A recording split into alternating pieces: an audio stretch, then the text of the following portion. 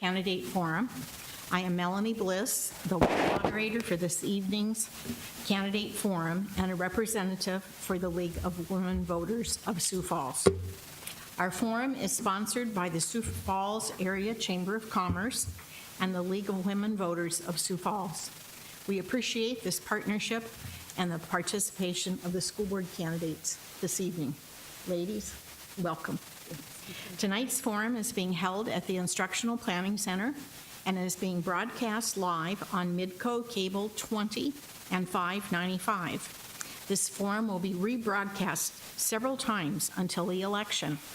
In addition, tonight's event is also being live streamed on the school district's YouTube channel. Election Day will be held next week on Tuesday, May 21st. Please repeat after me. Election will be held next Tuesday on May 21st and will be conducted at 13 precincts throughout the city of Sioux Falls. These polling centers will be open from 7 a.m. until 7 p.m. And for specific precinct locations, you may visit the Sioux Falls District website, www.sf.k12.sd.us. I also would like to tell you that you can vote early at the voting centers from 7 a.m. to 7 p.m. I'm sorry. You can have early voting at the IPC from 7:30 until 5 o'clock tomorrow and Monday, and the voting centers are open on May 21st, and you can look at the website to get your voting center if you don't know where it is. In order to vote in this school board election, you must live within the Sioux Falls Public School District, and absentee ballots will be available through May 20th. This year's election features 4 candidates vying for 2 positions. They are in alphabetical order: Sarah Anderson, Nan Baker, Laura Hubble, and Carly Reiter. They are your 2019 school board candidates. Let's give them a hand right now. We are requesting questions from the audience. Please write your questions on the note cards provided. I believe there's note cards everywhere and pens. And if we run out, I have an extra 200. And so we can have those as well. The League of Women Voters will sort these questions and determine that they address various issues pertinent to the role of the Sioux Falls School Board member. At this time, we ask you to turn your cell phones off. And if you need to hold a conversation, we will escort you outside into the lobby. The format for tonight's forum is as follows. Each candidate will have 2 minutes for introductions. After introductions, we will transition to the question and answer portion of the event. Each candidate will have the opportunity to respond to each question and will have 90 seconds for their response. There will be no rebuttal time. At the end of tonight's forum, there will be 2 minutes for closing comments. And this is the timer. You can show them the cards. So 1 minute, 30, and stop. Okay, and we will stop. The introductory comments will follow alphabetical order according to the last name. So thank you. Sarah, we will start with you, and then we'll go to Nan, Laura, and Carly. This is 2 minutes. Thank you. Hello, and thank you to the League of Women Voters and the Sioux Falls Chamber of Commerce for hosting this forum tonight. Thank you all here this evening for attending. I'm Sarah Anderson. I'm a healthcare professional in the medical industry and a single mother of 2 wonderful daughters, one of whom is here tonight. The other one did not turn down a babysitting offer, so I'm pretty proud of that. Isabel will be a senior next year at Lincoln High School, and Ella will be a 7th grader at Patrick Henry Middle School. I'm running for the Sioux Falls School Board because it needs a fresh perspective and a new face. As a parent not influenced by past pursuits of politics or by the local governing experiences of those now serving and running to serve, I will bring this needed new perspective along with a positive, action-oriented agenda to improve the education and learning experiences of our young people. My straightforward platform is focused on the day-to-day social and mental health of our kids. My Cool to Be Kind campaign slogan is part of this and is intended to better involve our students and parents online and in human conversations. I'm offering a specific agenda and to-do list, one that will result in better management of our schools, which is needed now more than ever. My platform is based on 4 overarching initiatives. 1, to better mitigate bullying in our schools. I have a plan ready to implement. 2, to increase public, parent, and student participation in the decision-making process. This, too, is part of my agenda for schools. 3, to establish and advance more public-private partnerships in meeting our priorities, which will enable us to do more with less. And 4, to bring more innovation to the school board itself, which will make us more efficient and likewise result in freeing up additional resources so we can accomplish more without raising taxes. I will also vote against cuts to arts and PE time in our schools, which is crucial for numerous reasons. I am resourceful and creative, and I'm ready to work for you. Please visit Sarah Anderson for Sioux Falls School Board on Facebook to learn more about how I will make it happen if entrusted with your vote. And if you have any questions beyond tonight, I'd be willing to answer that through that Facebook page. Thank you. Yeah. Good. Thanks, Sarah. And thank you again to the Chamber for hosting us, as well as the League of Women Voters and Melanie for moderating. A special thank you to all the candidates that are running. Carly, for your 6 years of service already to school board, and special recognition to Ken Alberty. Ken Alberty, he is currently the school board president, and he has served 12 years for our school district, and I just want to quickly acknowledge that. And then audience, thank you for being here. Oftentimes, communities, and Sioux Falls is no exception, we just pay more attention to the national scene, and it's really our local representatives that have such an influence on what shapes our daily lives. And that's exactly why I'd like to run for school board, is that I want to positively impact the lives of 24,000 students that we serve every day, 3,400 staff members, as well as an operating budget of $176 million. I'm Nan Baker, and I really feel that our schools, our students, our staff are such a critical component to the health and well-being of our city. Additionally, I have 4 kids that are in our Sioux Falls Public Schools. I have served as past president and treasurer of a PTO at John Harris Elementary. I was also a member of the District Fine Art and Performing Arts Steering Committee. I also served on the K through 12 Curriculum Committee. I'm a substitute teacher for the district. And I was also the co-chair of the Facilities Task Force that brought forth the $190 million bond referendum last year, about this time. So given those past experiences, it really puts me in a position to work effectively and efficiently with all the stakeholders in our district, so we can continue to move forward the momentum the momentum that we currently have in the district. I look forward to answering your questions this evening so you can get a better sense of who I am and the skills and the direction that I would help to provide to the board. Thank you. Thank you. Laura Hubble? Thank you. I've lived in Sioux Falls for 30 years, and Melanie and I were just talking before we sat down here, is that we both ran for school board 25 years ago. She went on to win, and I went on to win a stint in the legislature a few years later.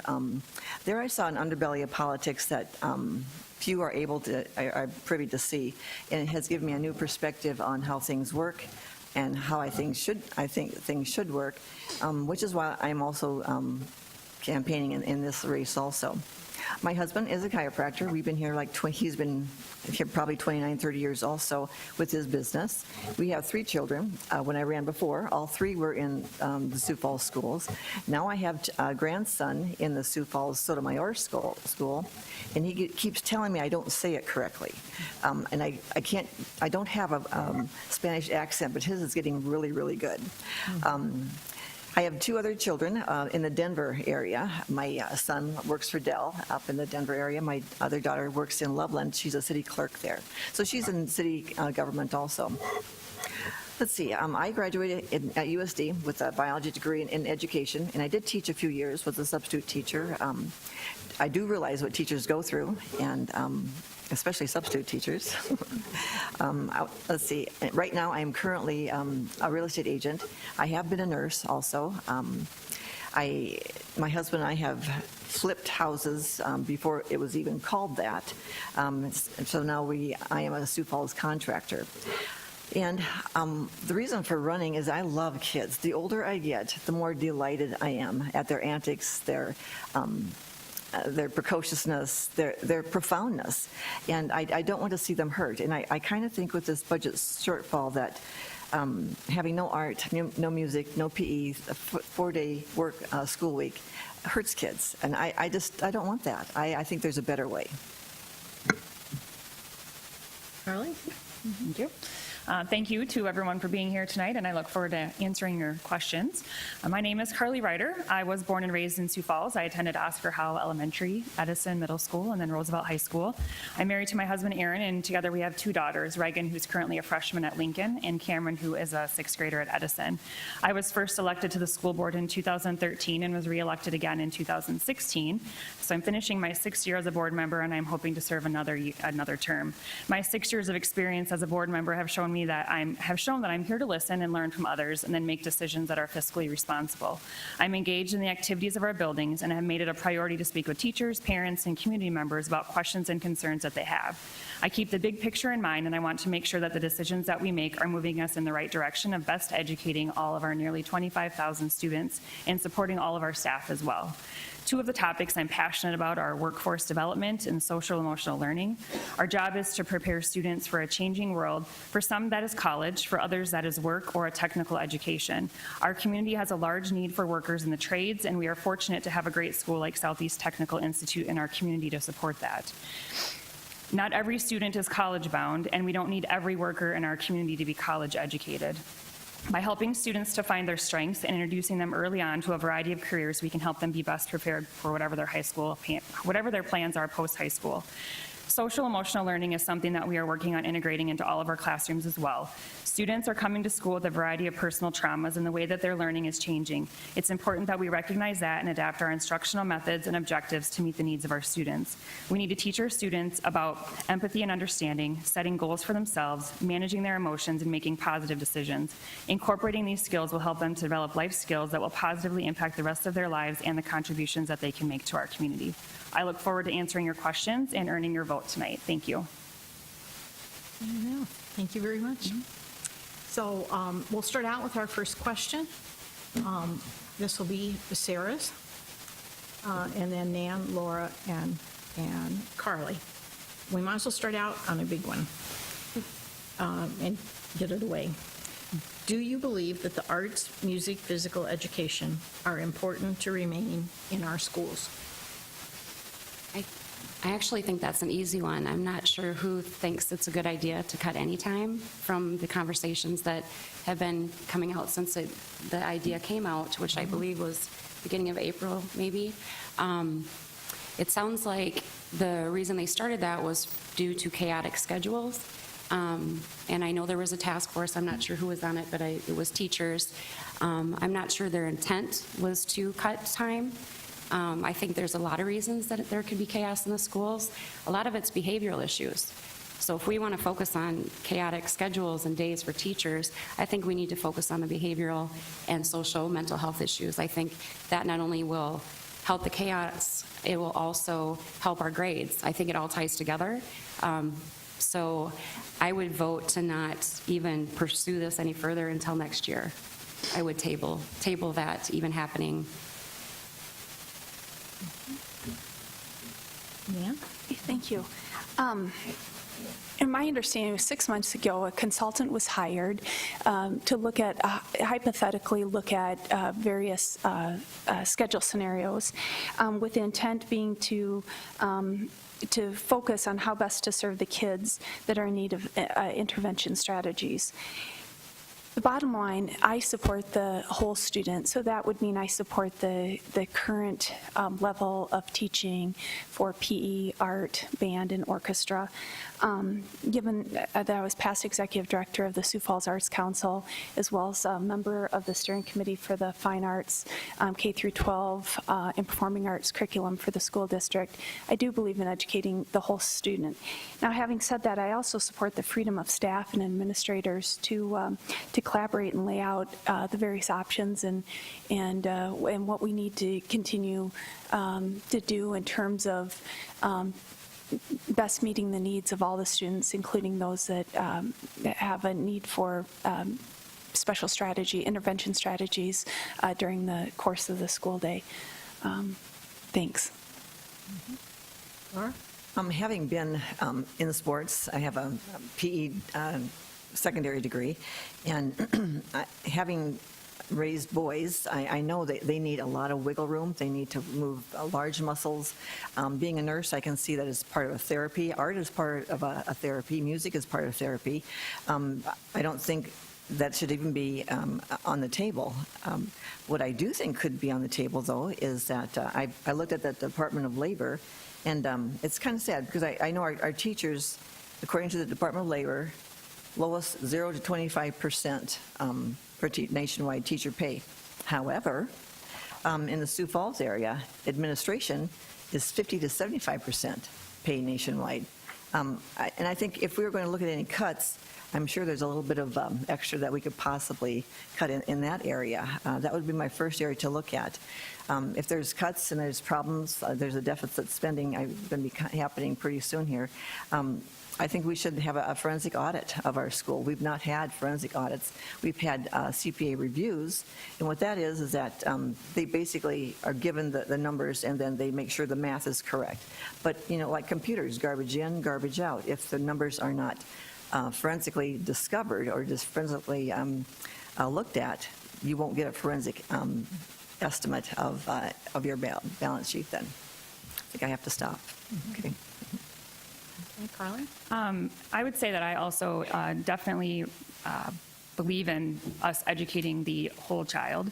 That includes the core subjects of math, science, reading, language arts, but I would also consider music, art, and gym to be core subjects. For some students, that's what gets them to school, that's what gets them to be engaged.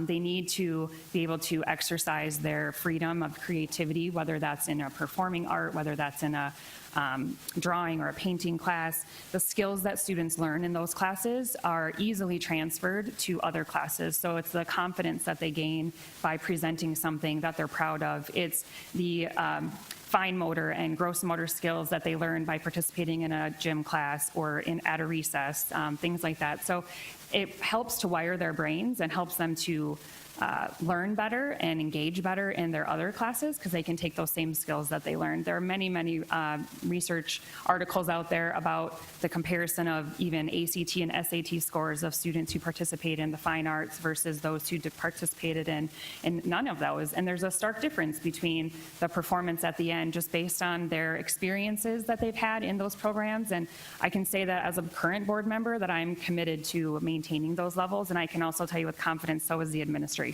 So I think that we all have the whole child, and we have 25,000 whole children that we want to educate, and we want to make sure that they leave here with the best education that they can have.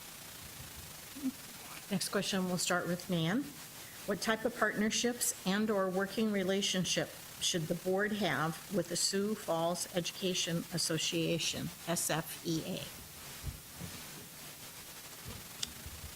Well, we currently, the SFEA operates independent from the board, and it's one that the teachers pay their membership dues to be a part of that, and they help to negotiate the teachers' salary and their schedule. So to the extent that that teachers are feeling comfortable that they're represented, as well as the board is able to get their voice heard and what the needs are for the district. I think having an open process that's transparent and communicates both the needs of the teachers as well as what the funding, what the revenue sources look like for our operating budget. To the extent that we have civil discourse surrounding those issues, I think that we have a healthy partnership. Thank you. Would you repeat the question?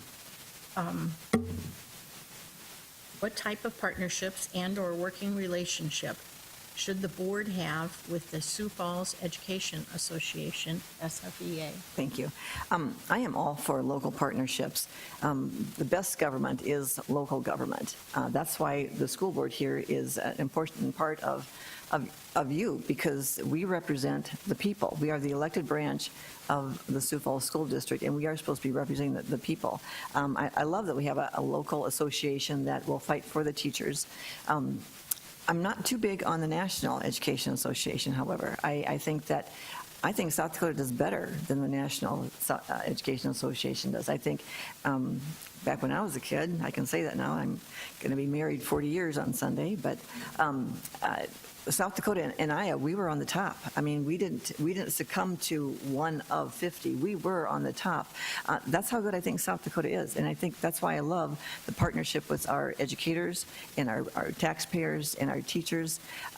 I think that we can do a better job as an individual state, as an individual citywide association, rather than taking orders from the National Association. I have 30 more seconds. I might just add a little bit also that I do think that we need to have open government also. The more open our government is, the more it treats everybody well.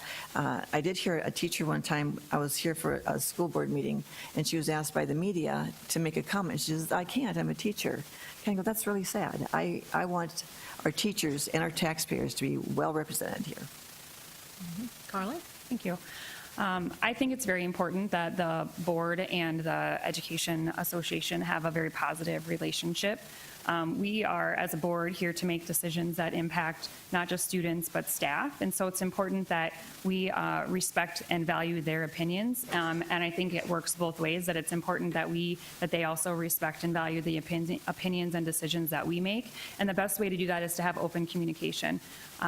If we make decisions and they don't understand, then that kind of causes issues both ways. If they make a decision and we don't understand, then that causes concern on our side. So I think the best thing is to always work on having a positive relationship, having open communication, and understanding where the other party is coming from, so that you can try to work to be on the same page, or at least as close to that as possible.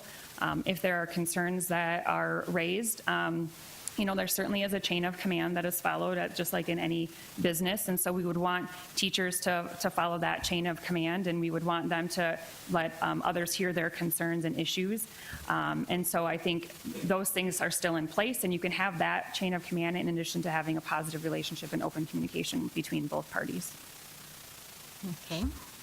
Next question. I'm sorry. That's okay. Man, Sarah, I haven't checked you off yet. Sorry about that. I think I am the newcomer, and I think this is one of the positive things about being a newcomer, is that I would have to ask a lot of questions and see how the relationship is, because I don't know how the relationship is right now, but I would definitely ask the questions that need to be asked.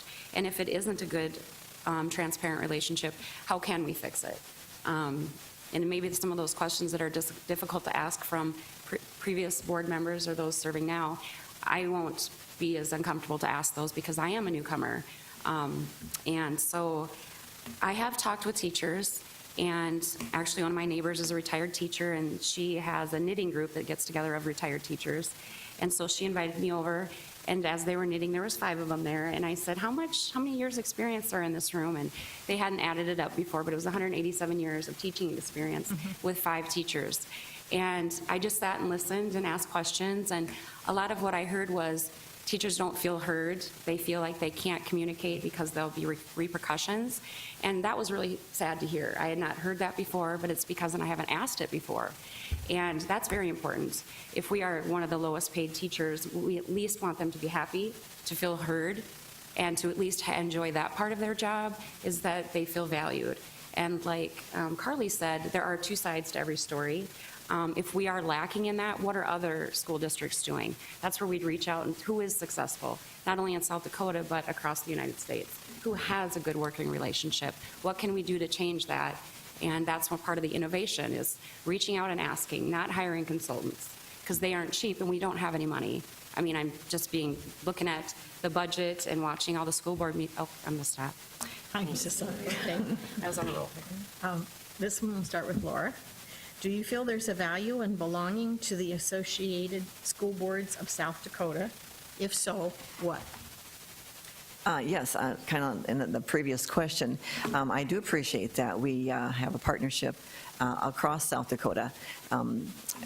Like it has been said here previously, you kind of look to see who's got the best deal going. It's one of the scientists that I always kind of admire says you don't reinvent the wheel. If a school board has something that's has a good relationship with their community and they're doing well, let's talk to them. Let's see what's going on with their school board. Now, if we have some pretty good ideas, and we do, Sioux Falls is known across the nation. I'm sorry, yes, the nation, but I meant to say the state. I do have quite a few friends all over the state, and Sioux Falls is kind of the envy of South Dakota. So we should be willing to share with other communities what is good about our schools also. And there's plenty to brag about. And I think a lot of it has to do with that there's a lot of volunteerism. There's a lot of dedicated people that have worked real hard to make our schools as great as they are. And yeah, we need to be not just a little community within ourselves. We need to be actually working with the state and welcoming their opinions also. Ron? I would agree. We've been a member for the past few years with the Associated School Board. We've been lucky enough to have Todd, one of our board members, has served on that state level. And the knowledge that we have gained, the communication, the partnerships that we have with other districts across the state has been very important. We have been leaders in that. We have taught people a lot of things, which overall makes the state better as far as education. We also have been able to then go on and participate in things like the National School Board Convention, which is amazing to go and network with people, and you hear new ideas and new thoughts. At our last work session, we were able to share some of those things that we had learned at that conference, and you go and you learn and you share your ideas and you come back rejuvenated, and it's really the only professional development that you get as a board member, and so it's a really great opportunity. At the state level, they also host local conferences, and they have a lot of different workshops that they offer. They send lots of emails to us with information, articles, and so as long as you're participating and you're engaging in that as a board member and as our district, I think it offers a lot of value to us as a district, and we are also able to share a lot of that information with our peers. Okay. Sarah? Okay. I guess my first question, which will always probably be my first question, is what is the cost? I'm not sure what the cost is versus outcome. It sounds like we started a few years ago, and what have we gained? I've been to seminars, through work where I've gone and I've sat there and spent 2 days and a lot of money and really didn't learn anything. A lot of the times it's stuff I'd already learned or I could have taught myself, and that's just because I've been in my industry for so long. So are we getting our money's worth? Is it something that we can find online? I'm a big advocate if it's online and it's free, that's how we should share and communicate. So if we've gone, let's say, for 3 years, what have we actually brought back and implemented? Have we done anything different, or have we just, had conversations with other school boards, and is it worth the cost? So that would be one of the things I would look into with other things. What are we spending money on, and what are the outcomes, and is it something we want to continue doing? Thanks. Nan? Yeah, thank you. There is value in belonging to the Associated School Boards of South Dakota. We also need to recognize that urban and rural school districts are going to have their own unique challenges. And I guess that drives home really the importance of our local districts being able to make choices that work best from them. And I think of two examples that stand out. Number one is our ability to opt out. That's critically important when we're looking at the needs of each individual district and how and what our funding needs look like. And then number two, the state set sets the curriculum standards, but what it looks like in the classroom comes down to each individual district. And the reason why I bring those two pieces up is that through an association, while we have unique and different challenges from a rural standpoint versus urban standpoint, at the end of the day, we're making decisions to best support the students within each of those respective districts. So there's always new things that we can learn from each other, and to the extent that we belong to an association that allows us to do that is of value to us. Thank you. Yeah. Next question, a short question. Our district serves a variety of different neighborhoods. Which Sioux Falls School District buildings have you spent time in? This will start with Carly. Oh, boy. I think I've been to almost every single school. I get invited to lots of different places as a board member. And so even in the past week, I got invited to Oscar Howe to talk to some students about working in public service, which was a really fun experience. Obviously, I spend time in my own kids' schools, which would be Edison and Lincoln. In the past, I've been participating in things like the Education Foundation's grant awards, where we get to travel to lots of different schools and be on the prize patrol, which is a really fun activity, so you get to meet teachers that way. I have spent time at Memorial meeting with teachers about some concerns that they have. I think where else I've been lately. I usually try to attend a lot of either sporting events or arts events. I like to go to the plays that are offered at the high school level, athletic events. I think of where else. Many schools all across town. And if it's not at the school specifically, I also was honored to participate in an activity with the Lowell students that happened to take place at the Washington Pavilion, but it was with the students of Lowell Elementary. So we have a lot of great schools, and they are all very different, and they are doing great things in each of those buildings, no matter how big or small or how old or new the buildings are. We have great people, both students and staff, in all of our schools, and it's always fun to be invited to come and participate in the activities that are going on. Yeah, Sarah? I have only been in the schools that my children or I have attended, which is Washington, Lincoln, Patrick. Whittier, I was part of the handing out the backpacks through one of my employers. So I was at Whittier for that, which was the most fun I've had. Watching kids pick out their backpack and seeing their face when they got that backpack, it was one of the best experiences I've had. But I do, in my plan, what I'd really like to do is go visit the 3 schools that have the in-school clinics, because I really want to push for telemedicine in our schools. We already have 3 clinics that we could utilize and bring that to the other Title I schools, because having kids have access to healthcare, telemedicine is the new and upcoming thing. I think there's about 20 states that already have telemedicine in their schools, and there's also Medicaid funding for that. So that's one of the 3 schools I'd like to go see and visit and see how that's working. And so I guess all the schools that I plan on visiting is going to be in the future, not so much my past, but hopefully in my future. That's like my first visit. I'd like to go in and see and check out those clinics and how we can bring telemedicine around. And I know Minnesota is working on it. There's a Republican in the legislation. It's already passed it's been on the floor and passed, so we can kind of model after them. How did they do it? How much funding was there? What were their steps? So my hope is to get into those schools first, those Title I schools. Thank you. Nan? Okay, well, thank you. There's 2 projects that I worked on with the school district where this issue of equity surfaced. The first is the facilities task force. And the members on that particular task force all agreed that a student's home address or their school that the student attends should not dictate the educational opportunities or the services available to them. So that truly speaks to all the schools across the district maintaining an equitable standard so that education remains the same and isn't affected by a facility.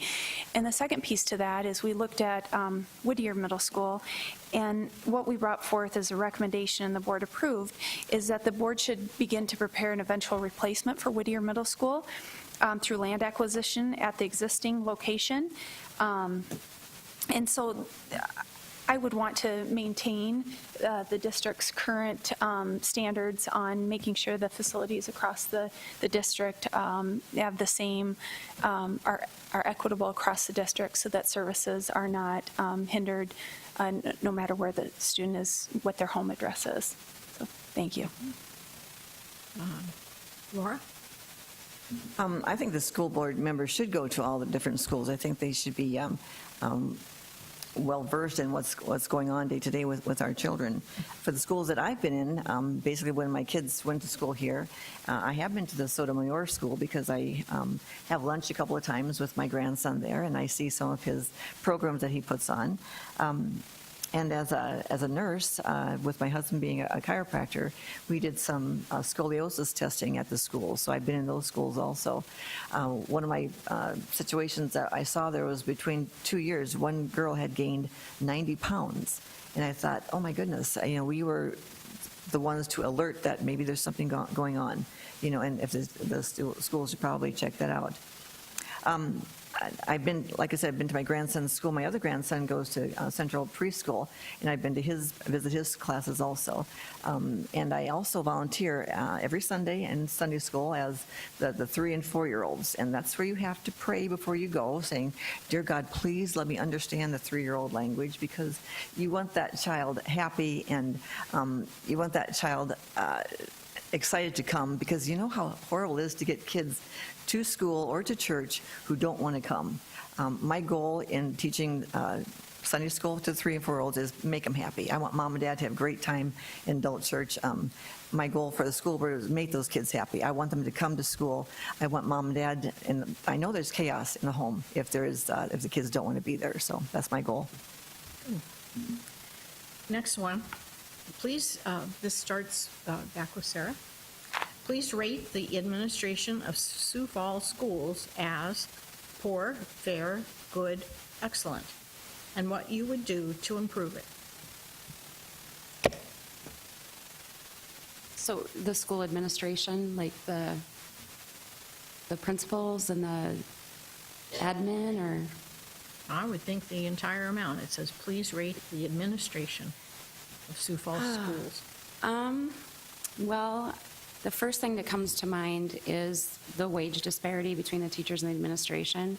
I think it's fair to say that it's been a long time coming for the teachers to actually be out of the bottom of pay. I think we've been trying to work on that for a long time. I also think we've been trying to work on diversity for a long time, and we still don't have the diverse teachers that we have. And everywhere I look in the plans are, having diverse teachers, but I don't see a lot of talk about diverse administration. We did hire a new superintendent a few years ago, and what better diversity is to get a superintendent as a diverse position that can teach all of us how to, be inclusive and diversive and make, this community more balanced. So those are my top two. I think it's a difficult conversation to have, and I think being a newcomer, it's going to be easier for me to bring these things up because I haven't been on the past conversations. I do think, as far as administrative pay, looking at job descriptions, what college is needed for, even administrative assistants, how does that look compared to a teacher's pay? Are the administrative assistants making more than a teacher with a master's degree? I think we just need to use common sense and really take a look at that. So those are the top things that I believe we can do better on, definitely. And as far as rating, I think it's too early in the game for me to give a score. We could do better. Okay, Nan? Thank you. To talk about it, I would like to really hone in on the how we rate our administrators, but I want to just put into perspective this administrative pay. 85% of our $176 million budget goes to salary and benefits. Of that, 70% of it is for teacher pay. Only 9% of it goes to administration pay. As of 2011, our administrators were paid 49th in the nation. So I hope that puts it into context and perspective. I guess when we talk about how we're going to rate the administration, I think the most important issue for the Sioux Falls School District will be our ability to educate a growing and evolving population of students. In the last decade, the enrollment has grown 20%. Projections indicate that we'll be at 25,000 students by 2023, and with that, we'll have 37% diversity.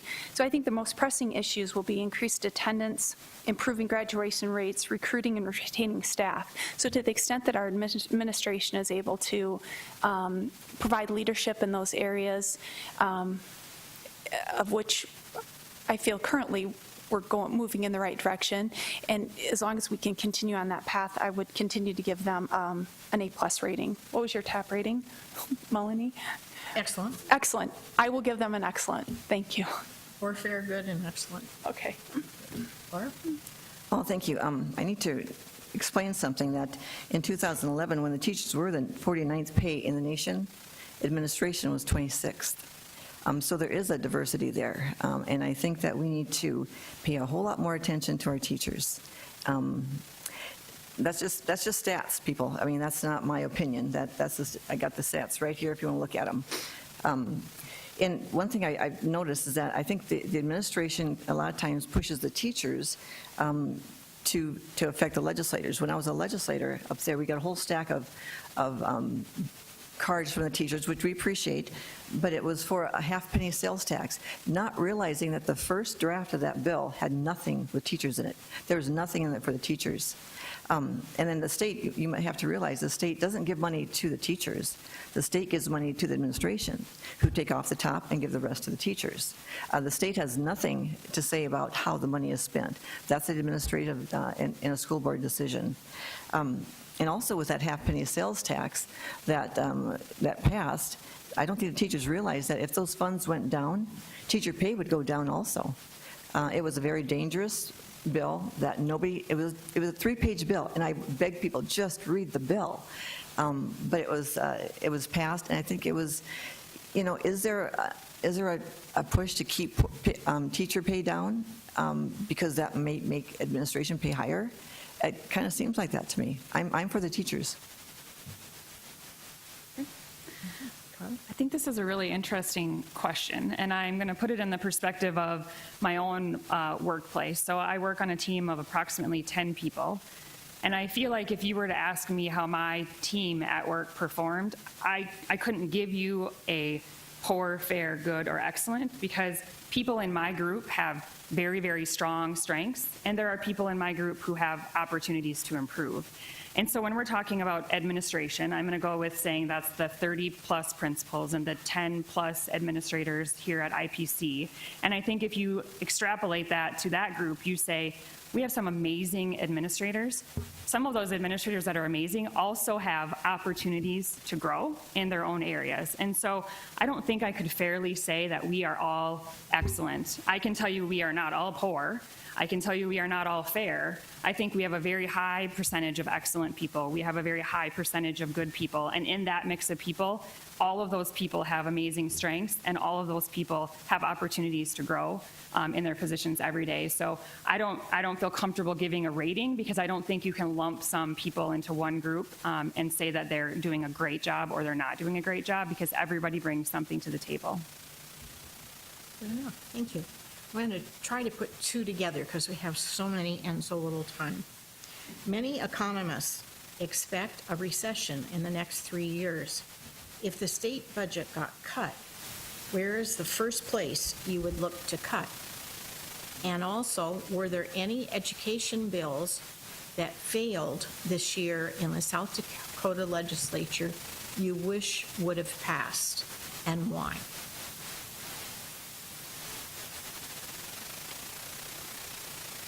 And let's start with Nan. Thank you.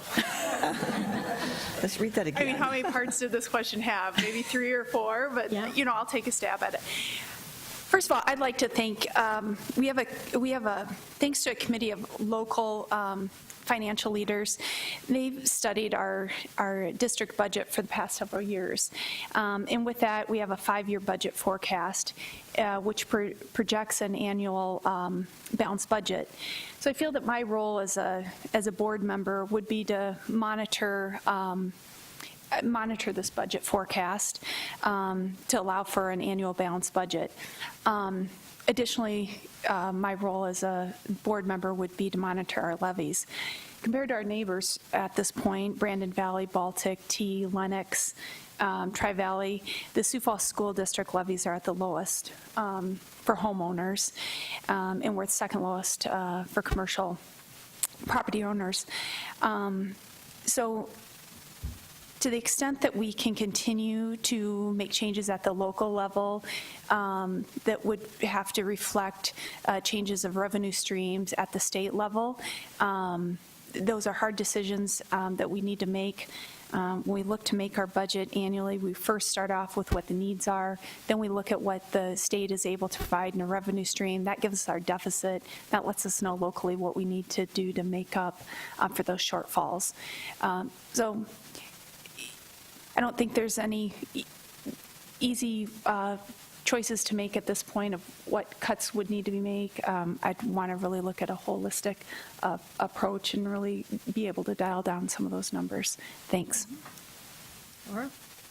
Well, as a real estate agent, I want to explain that when I'm showing houses, it's more difficult to actually sell a house in T or Lennox and Harrisburg, actually, rather than Sioux Falls, because of our mill levy is lower than that. I'm not saying ours is as low as it could be. I'm saying that the higher that property taxes are, it does affect people's bottom line. It does affect where people will buy their houses.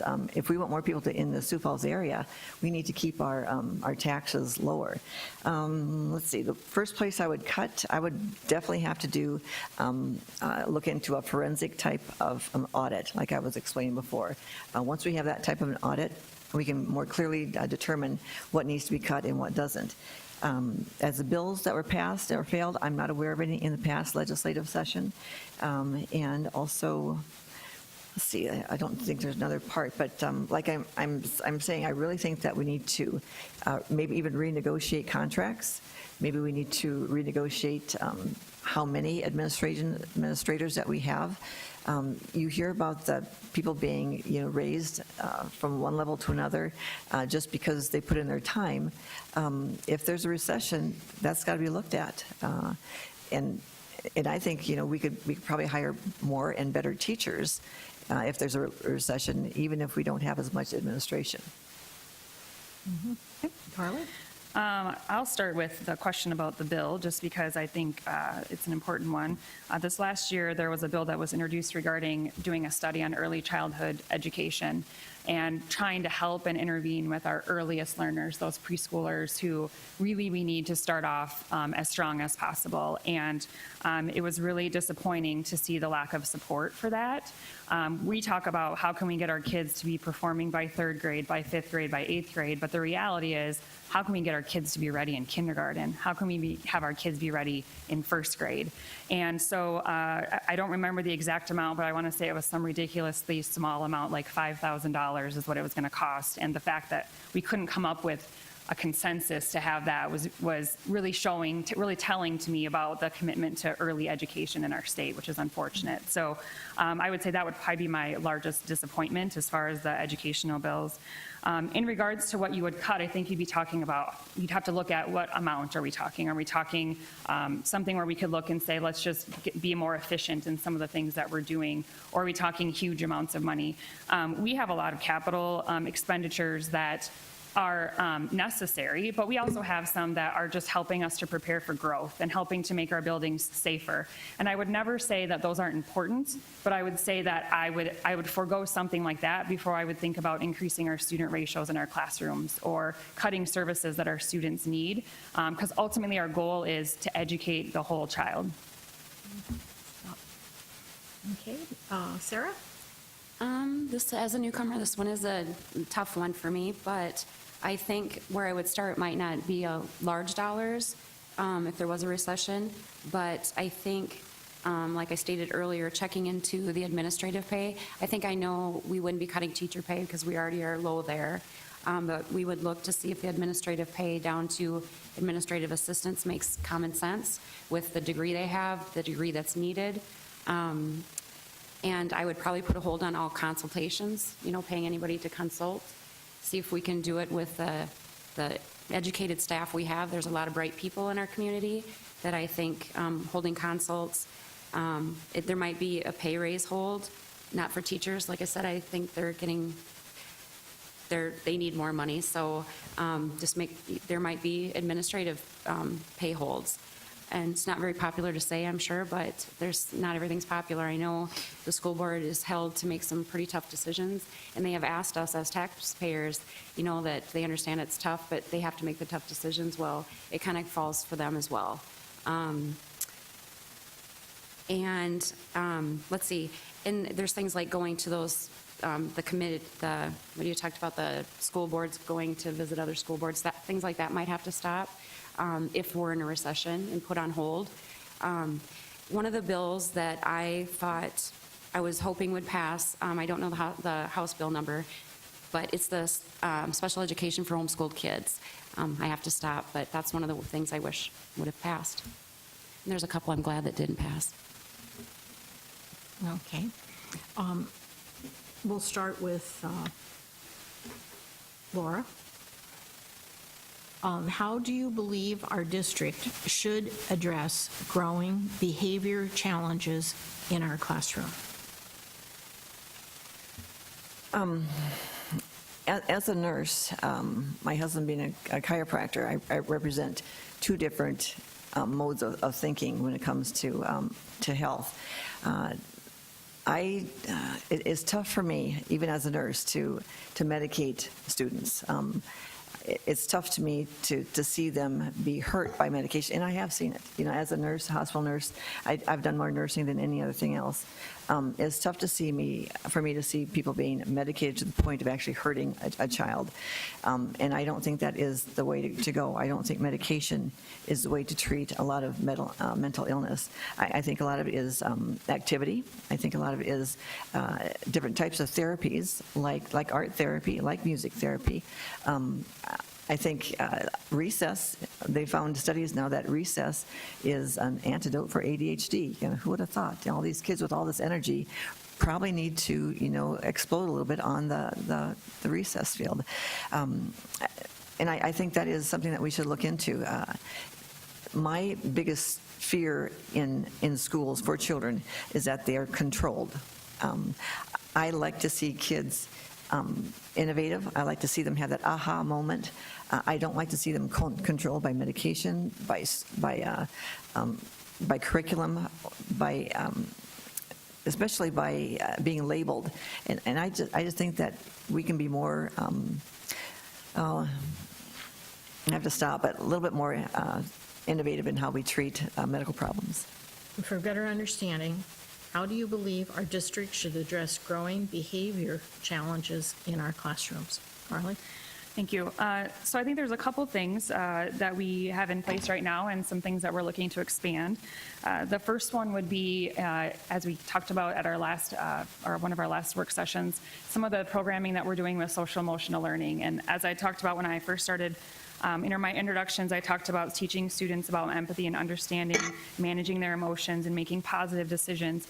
And I think the unfortunate thing is that too many parents at home don't have the time or the skills to teach their kids these things at home. And so they're coming to school with some of these behavioral issues, and what they really need is somebody with some patience and somebody that's going to teach them the skills for them to self-regulate. How can they kind of talk themselves down? We do have some programs going on in our elementary schools that are looking very promising, and as a nurse myself, we talk about this at work, and one of the things is called mindfulness, and it's about taking a deep breath. It's about really getting in touch with yourself and knowing your emotions. And I think that people of all ages can use those types of skills. People do yoga, people do meditation. Those are harmless. They are very helpful things. So we're continuing to do those in our classrooms. And then real quick, also having partnerships. We already have great partnerships with Avera, with Sanford, with Southeastern Behavioral Health. So we do have experts. We have psychologists. We have social workers. So continuing our partnerships to bring experts on for those students who need more than just an emotional training or some skill-based things, but have a higher level of behavioral issues, we can use the experts in our community. Sarah? I think we have enough programs where we're telling the kids what to do at school, and it comes from administration. I think we need to start with the kids. With the bullying, the social media's got us in this position, and I think it can also get us out. That's my cool to be kind. I've even used it as an adult, getting to talk about politics. Sometimes you get a lot of negative feedback from adults that gets quite ugly, and so I just answer with hashtag cool to be kind, and it's amazing how it works. It's not confrontational, and I'm hoping kids can start doing that. We need to turn the tides. We need to make it cool to be kind. Unfortunately, it's popular to be the bully and to fight and post it on Facebook, but I think we can actually use social media to turn that around. It doesn't cost us any money. Also, on the report card, something that we could add, it wouldn't cost money, it was a kindness grade. You know, when you're scored from 0 to 4, I think it'd be a good opener to talk to parents when they come to conferences. You know, what is my child scored? Being kind, having empathy, mindfulness that Carly talked about. You know, what is your child's grade? That's a great opener for the parent, and the kid can see, you know, grow, get to be a 4, you know, and that's making them mindful. You know, we are watching, you are getting a grade for it. Just as much as learning, you need to learn how to be kind to each other. And parent engagement. Children learn what they live, how we treat each other. And I think having that on the report card would get parents engaged, because kids like getting good grades and showing, you know, my daughter loves coming home saying that she helped someone out that got bullied. I mean, she's so proud. And we talk about it a lot, so it's very important in our household. Yeah. Okay. Well, currently the district has over 100 staff dedicated to behavioral health. We spend resources on 24,000 students through specialized teachers, curriculum. We are daily managing a lot of moving parts. We try to care for all. We recognize there is a need. We do bully prevention. The district currently does bully prevention. They have the LSS mentorship program. They have a partnership with Southeast Behavioral Health, utilizing their expertise to training teachers, counselors, behavioral specialists. Kids face challenges, and we're doing our best to support them. Thank you. We're really close to winding up, so compelling question. Why are you running for a school board position? And we will start with Carly.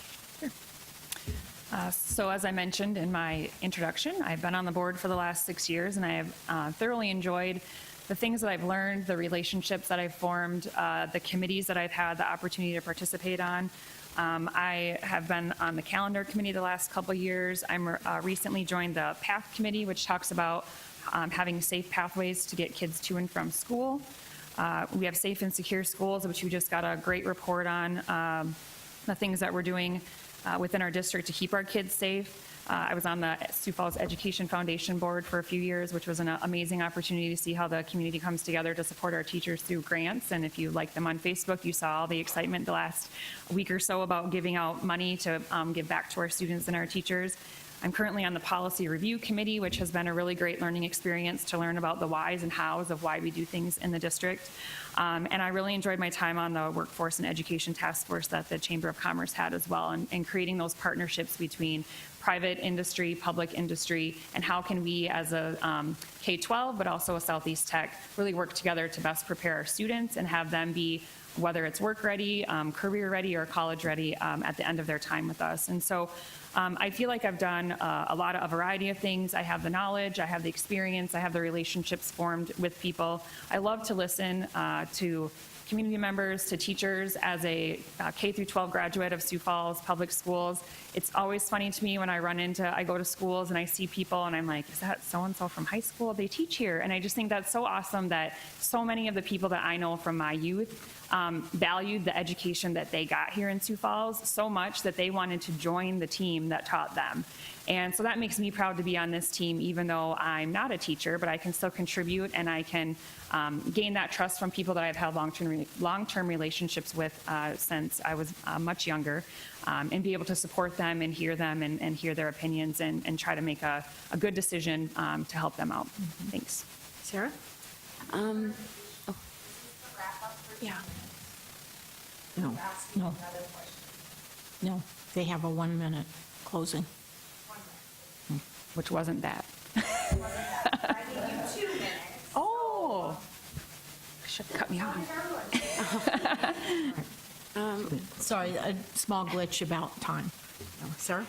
When I first started running, it was my passion for mental health issues. And after talking to some parents, I'm lucky my kids aren't bullied to the point where they don't want to go to school.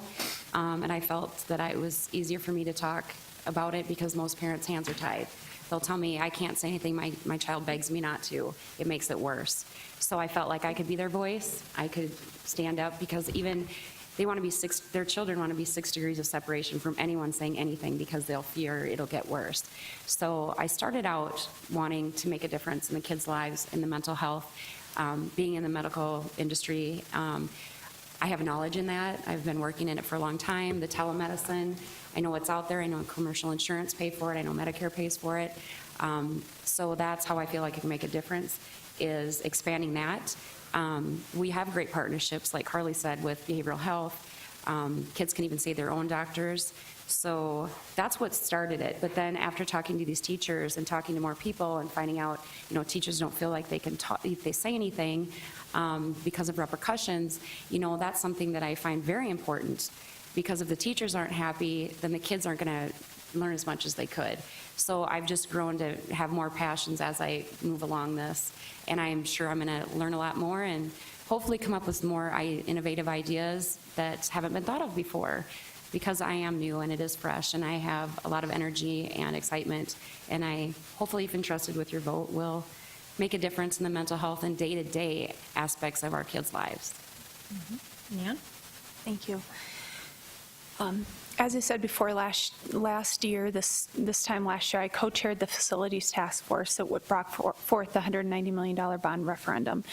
So if I'm elected to the school board, my priority is overseeing those sets of recommendations. I would also carry forward the task force recommendation to adhere to the 24.3 to 1 student-teacher ratio. So that means that our high school enrollments would be capped at 1,800, our middle schools would be at 1,000, and our elementary at 600. And then specific to the other projects outside of the new middle school and the new high school would be that we have the new elementary school should be built and open by 2024. Number 2, that the board should begin, as I already said, to prepare for the eventual replacement of Whittier Middle School through the land acquisition in its current existing location. We have a number of kids that walk to Whittier Middle School. That's the importance of keeping it in its existing location. And then number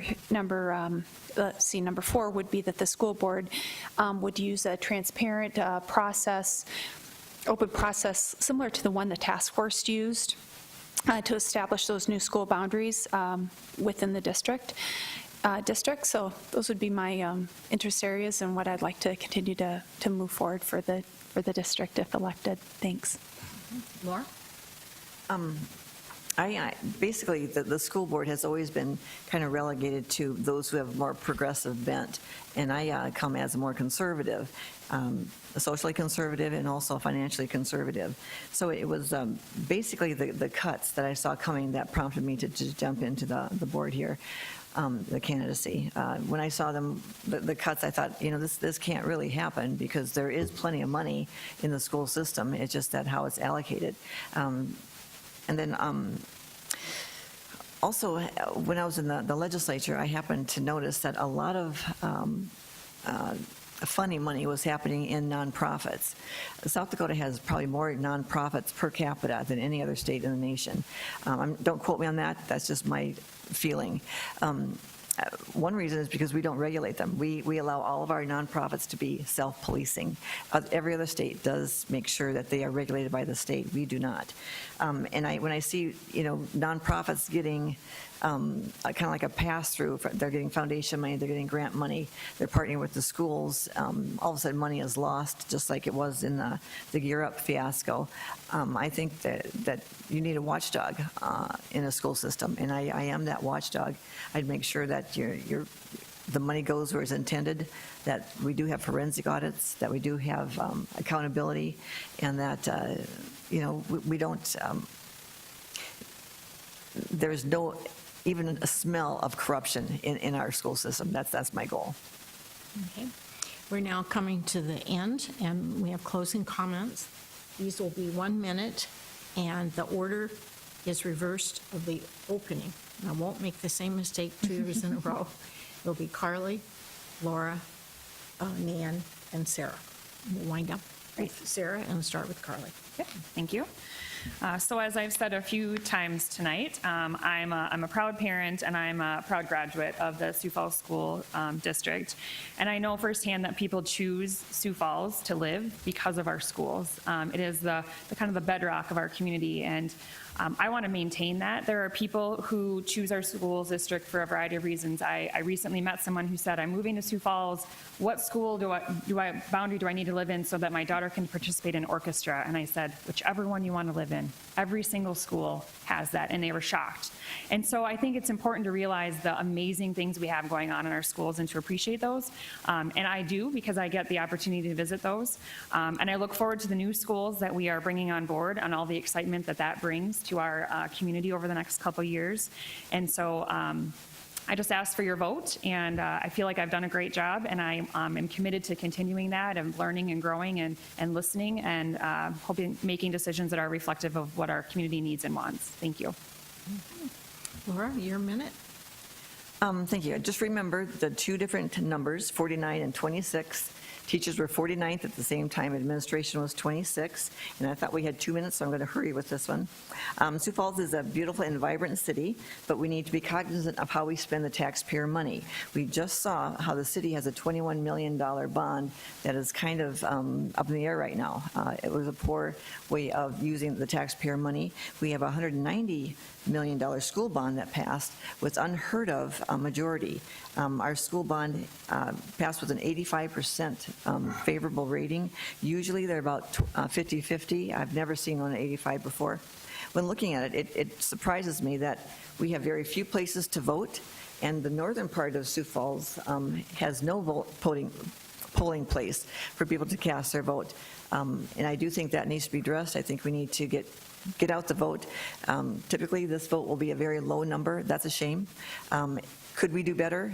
We could probably have more voting places and better access to voting. Nan? Well, thank you. It is important to discuss mill levies, budgets, opt-outs, salaries, benefits, polling places, our bond referendum. But at the end of the day, we remember people. We remember people. There's several teachers and coaches that have been influential in my life, and my sense is that you all have the same sentiment. You can think of a teacher or coach that changed your trajectory. For me, my maternal grandma Cruz is why I believe in public education. My grandma Cruz was a real leader in her local community. She opened a lot of educational avenues for many children. She believed in public education.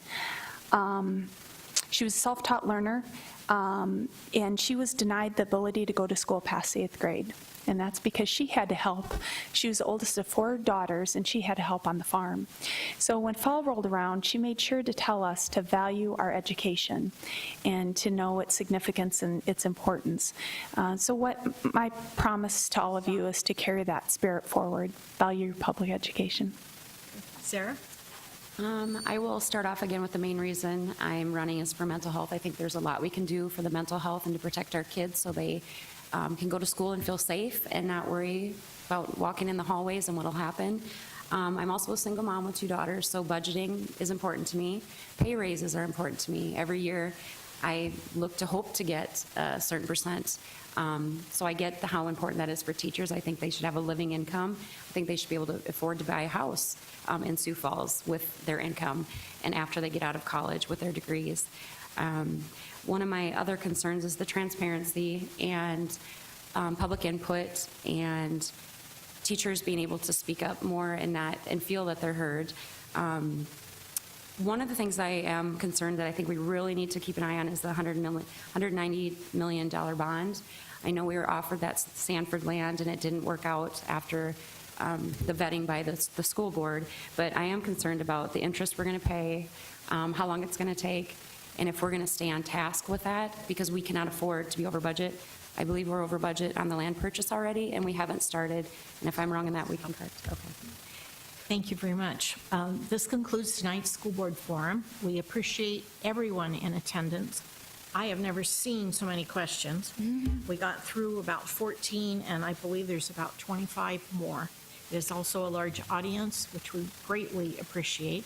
Shows the importance of people knowing what the issues are. You have to vote in this election. We want to thank our school board candidates tonight, and I think we should give them a round of applause.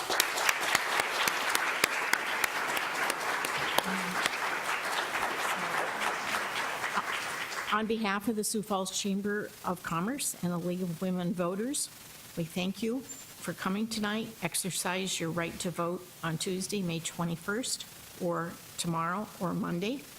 And thank you very, very much.